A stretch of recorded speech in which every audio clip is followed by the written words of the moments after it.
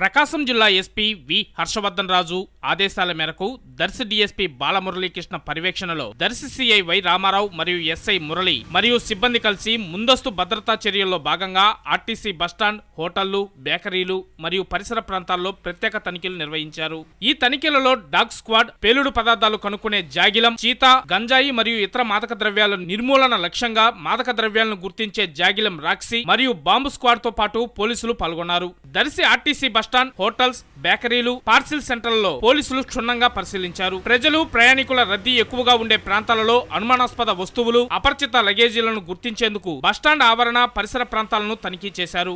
అనుమానం కలిగిన ప్రయాణికుల బ్యాగులను ప్రత్యేకంగా ఓపెన్ చేయించి తనిఖీ చేశారు. మాదక ద్రవ్యాలను గుర్తించే జాగిలం రాక్సీతో విస్తృతంగా తనిఖీలు నిర్వహించారు. అనుమానాస్పద పార్సిళ్లు కనిపించిన వెంటనే లేదా గుర్తించిన వెంటనే స్థానిక పోలీసులకు సమాచారం ఇవ్వాలన్నారు. పోలీసులకు ప్రజలు సహకరించాలని, ఎక్కడైనా అనుమానాస్పద వ్యక్తులు లేదా వస్తువులు గమనించినట్లయితే వెంటనే పోలీసులకు సమాచారం అందించాలని కోరారు. పటిష్టమైన భద్రత, శాంతి భద్రతల పరిరక్షణకు జిల్లా పోలీస్ శాఖ నిరంతరం కృషి చేస్తుందని వారు ఈ సందర్భంగా తెలిపారు.